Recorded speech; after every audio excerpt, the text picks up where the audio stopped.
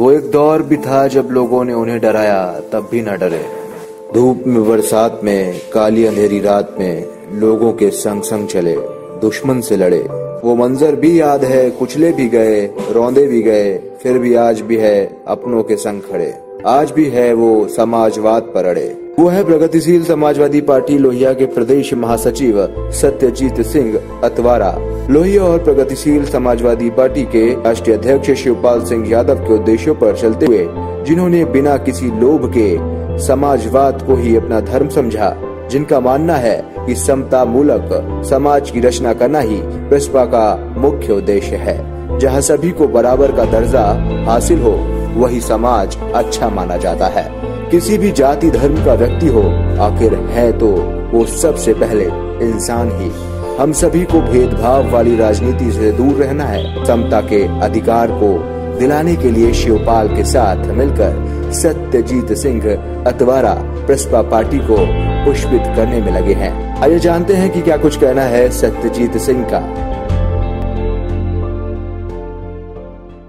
नमस्कार, आप देख रहे हैं वन न्यूज। मैं मनीषा आप सभी का स्वागत करती हूँ हमारे खास कार्यक्रम खास मुलाकात में। और हमारे आज के मेहमान हैं, हमारे बहुत ही खास मेहमान हैं, जो कि हैं सत्यजीत सिंह अतवारा जी, जो कि प्रदेश महासचिव है प्रगतिशील समाजवादी पार्टी लोहिया से, जो कि सर्वजन हिताय सर्वजन सुखाय की भावना लेकर हमारे साथ जुड़े हुए हैं हमारे खास कार्यक्रम में। उनसे आपको रूबरू कराएंगे और बहुत सारी जानकारियों को आपके सामने प्रस्तुत करेंगे। तो आइए शुरुआत करते हैं। सर, सबसे पहले तो आपका बहुत बहुत स्वागत है। धन्यवाद। सर, जैसा कि आप समाजवाद की भावना लेकर हमारे साथ जुड़े हुए हैं आज, तो सबसे पहले आपसे यही जानेंगे कि ये भावना आपके अंदर कब जागृत हुई, कैसे आपने इसकी शुरुआत की? समाजवादी एक विचारधारा है, और विचारधारा ही नहीं, हम तो कहेंगे एक आंदोलन है जी। और समाजवादी विचारधारा आज से नहीं, समाजवादी विचारधारा के प्रणेता तो सही सही भगवान बुद्ध थे, जिन्होंने समता की बात कही, समता का विचार समाज के अंदर भेजा। और यही बात जो है हम लोगों को फॉलो करते हुए हम आगे बढ़े जो है। आज लोहिया जी की समतावादी विचारधारा को, चाहे वो डॉक्टर आचार्य नरेंद्र देव रहे हों, चाहे डॉक्टर राम मनोहर लोहिया जी रहे हों, इनकी विचारधारा को हम लोग जो है फॉलो करते हुए समाजवाद से पूरी तरीके से अपने आप को जोड़ते हुए आज माननीय शिवपाल सिंह यादव के साथ जुड़े हुए हैं। जी सर, जैसे कि अभी आपने बोला कि समाजवाद एक आंदोलन है, कोई भी आंदोलन अकेले नहीं शुरू किया जा सकता, एकता की जरूरत है। तो इस आंदोलन में आपको किसने किसने कितना सपोर्ट किया है, इसके बारे में बताइए। देखिए, पहले तो सबसे पहले बताना चाहूंगा कि हम डॉक्टर लोहिया जी से बहुत प्रभावित हुए जी। और उनकी पुस्तकों का अध्ययन मैंने किया और उन्होंने जो सिद्धांत दिए कि समाज को ऊपर कैसे ले जाया जाए, अंतिम छोर में खड़े व्यक्ति को कैसे हम वो सुविधा उपलब्ध कराएं जो समाज के बड़े तबके के लोग जो है आज हासिल कर रहे हैं। तो आज लोहिया जी के बताए गए रास्ते पे चल करके हमने देखा कि समाजवादी आंदोलन जो बहुत पहले से चला आ रहा है, उस आंदोलन को हमने धार दी। और माननीय मुलायम सिंह यादव से 97 से मैं जुड़ा, 92, उसके पहले भी समाजवादी जनता पार्टी थी। मैं बताना चाहूँगा कि जब 89 में सभी ठाकुरों ने 89 में बीपी सिंह को अपना नेता माना था, उस समय भी मैंने माननीय मुलायम सिंह यादव को अपना नेता माना था। और 92 में जब समाजवादी जनता पार्टी से अलग होकर के समाजवादी पार्टी का गठन किया गया, तो उसका संस्थापक मेंबर में बना और संस्थापक मेंबर के तौर पे माननीय मुलायम सिंह यादव को मैंने अपना नेता माना। संघर्ष चूंकि माननीय शिवपाल सिंह यादव करते रहे, जमीनी लड़ाई चूंकि शिवपाल सिंह यादव जी करते रहे, तो जमीनी लड़ाई को भी अगर देखा जाए, चूंकि आम जनमानस के अंदर माननीय शिवपाल सिंह ने एक बड़ी मेहनत की और कड़ी मेहनत के बाद उन्होंने समाजवादी पार्टी को उस मुकाम तक पहुंचाया। तो मैं ये मानता हूं कि जमीनी स्तर पर माननीय शिवपाल सिंह यादव ने काम किया और लोहिया के विचारों को माननीय मुलायम सिंह यादव ने आगे बढ़ाया। तो मैं मानता हूं कि माननीय शिवपाल सिंह और माननीय शिवपाल सिंह यादव के बाद अगर देखा जाए तो माननीय मुलायम सिंह यादव दोनों के संयुक्त जोड़ से जो है आज समाजवादी पार्टी इतनी मजबूती से खड़ी हुई थी। लेकिन अखिलेश यादव ने उसको तोड़ दिया और आज उस वजह से हमें समाजवादी पार्टी से अलग हट करके प्रगतिशील समाजवादी पार्टी बनानी पड़ी। जी सर, जैसा कि अभी आपने बताया कि शुरुआत आपने समाजवादी पार्टी से की, तो सर आपसे जानना चाहेंगे आपने समाजवादी पार्टी ही क्यों चुना? क्या चीजें थी जो अट्रैक्ट कर गई आपको समाजवादी पार्टी से? देखिए, हम ये मानते हैं कि समाजवादी पार्टी जनहित के मुद्दों को उठाती थी। उसके पहले भी माननीय मुलायम सिंह यादव 89 मुख्यमंत्री थे, तो ऐसा तो था नहीं कि वो बहुत रईस थे, बहुत बड़े घराने के थे। आम जनता जिस तरीके से जीती है, खाती है, उठती है, बैठती है, साधारण परिवार से उसी तरीके से माननीय मुलायम सिंह यादव आए थे। और चूंकि साधारण परिवार से आए हुए व्यक्ति के अंदर मैंने देखा कि उस पीरियड में भी उनके समकालीन लोग जो थे, हम तो उम्र में छोटे हैं अभी तो मैं 48-49 साल का हूँ, लेकिन मैंने ये देखा कि जो समाजवाद की धार कुंद हो रही थी उसको माननीय मुलायम सिंह यादव ने उस कुंद धार को बड़े तेजी से आगे बढ़ाने का काम किया, और माननीय शिवपाल सिंह यादव के साथ चल करके दोनों लोग एक दूसरे का साथ देते हुए इतनी विराट पार्टी को उन्होंने खड़ा किया। और उसके बाद देखा जाए तो समाजवादी आंदोलन की जहां तक बात आती है, मैं समाजवादी आंदोलन से माननीय मुलायम सिंह यादव से बहुत प्रेरित हुआ, और जिसकी वजह से मैंने समाजवादी विचारधारा को चुनने का काम किया। जी सर, आंदोलन करने में बहुत सारे संघर्षों का सामना करना पड़ता है, बहुत सारी मुश्किलें आती हैं, अटकलें आती हैं। आपने जब शुरुआत की मुलायम सिंह यादव के साथ जुड़ के या फिर प्रगतिशील समाजवादी पार्टी के संस्थापक जो है उनके साथ जुड़ के, तो किन किन संघर्षों का, किन किन अटकलों का सामना किया? देखिए, जनता के बीच में जाना जी, जनता के बीच में जा करके अपनी विचारधारा को उनके पास तक ले जाना, और ये साबित करना कि जनहित के मुद्दों को हम उठाएंगे, लोकहित के मुद्दों को हम उठाएंगे। लोकतंत्र में जनहित के मुद्दों को जो उठाएगा, जनता के सुख दुख में जो शामिल होगा, वही जो है असली नेता है, वही असली राजनेता है, वही असली जो है जनता का हीरो है। इसलिए वो जनता के साथ दुख सुख में खड़ा रहने का काम करता है। ये काम माननीय शिवपाल सिंह यादव ने किया, और माननीय शिवपाल सिंह के इन्हीं विचारों से ओतप्रोत होकर के मैं भी आज प्रगतिशील समाजवादी पार्टी में उन्हीं के बताए गए कदमों पर चलने का काम कर रहा हूँ। लोगों का जुड़ाव हम लोगों के साथ जो है होता जा रहा है, और आज हम बड़ी भारी तादाद में एक दूसरे से जो है जुड़ते हुए प्रगतिशील समाजवादी पार्टी को ये पा रहे हैं कि जो समाजवाद का सही आंदोलन है वो प्रगतिशील समाजवादी पार्टी ही लेकर के चल रही है। जी, प्रगतिशील समाजवादी पार्टी आगे क्या क्या लोगों के लिए लेके आ रही है, क्या क्या उद्देश्य है आने वाले समय में आपका? देखिए, डॉक्टर लोहिया ने कहा था कि अगर गरीबी और अमीरी के आधार पर किसी के अंदर भेदभाव होता है तो उसका भी विरोध होना चाहिए। डॉक्टर लोहिया ने कहा था कि अगर आर्थिक विपन्नता संपन्नता की बात आती है तो हम आर्थिक विपन्न लोगों को आर्थिक संपन्नता की श्रेणी में लाके खड़ा करने का काम करेंगे। जी सर, जैसा कि हम देखते आ रहे हैं कि जो जातिगत चीजें हैं या धार्मिक चीजें हैं, लोगों के अंदर अभी भी बहुत ज्यादा भरी हुई हैं, लोग बहुत ज्यादा कुंठित हैं इन सब चीजों से। लेकिन आपसे जानना चाहेंगे, जैसा कि प्रगतिशील समाजवादी पार्टी काम कर रही है, आप काम कर रहे हैं, तो कितना कारगर सिद्ध हो रहा है ये सारी चीजें लोगों के अंदर से हटाने की, जो भेदभाव की भावना है, या आगे चल के इसका क्या जो है उद्देश्य होना है, या कितना लोगों को मदद मिलने वाला है? देखिए, आज वैमनस्य की भावना तो है ही, पूरे प्रदेश में वैमनस्य की भावना फैली हुई है।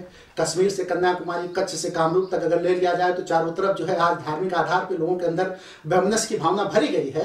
ये गलत है और समाजवादी इसको मिटाना चाहते हैं। हम समाजवादी ये नहीं चाहते कि धर्म के आधार पर झगड़े हों, राजनीति का आधार ये बने। हम नहीं चाहते जातियों के आधार पर झगड़े हों।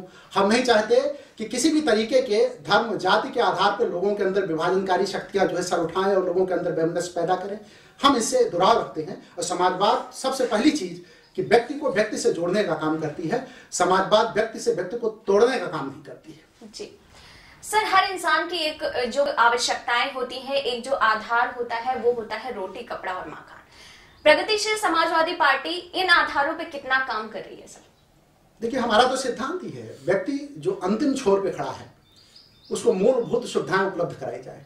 उसको रोटी, कपड़ा, मकान, उसकी जो भौतिक आवश्यकताएं हैं, जो उसकी मूलभूत आवश्यकताएं हैं, कहने का अर्थ है वो हम उपलब्ध कराएं, और रोजी रोजगार इसके दिशा में भी हम काम करें। समाजवादियों का तो यही ध्येय है। इसी ध्येय को लेकर के तो हम आगे बढ़ रहे हैं। इसी ध्येय को लेकर के तो हम प्रगतिशील समाजवादी पार्टी के माध्यम से लोगों के बीच में जा रहे हैं। यही हमारी सबसे बड़ी उपलब्धता है। चलिए सर, आगे आपसे जानना चाहेंगे कि आने वाले समय में क्या प्रगतिशील समाजवादी पार्टी यानी लोहिया का परचम लहरा पाएगा? जी, मैं बड़े खुशी से कहना चाहूंगा कि ये तो बीच में चुनाव आ गया है लोकसभा का।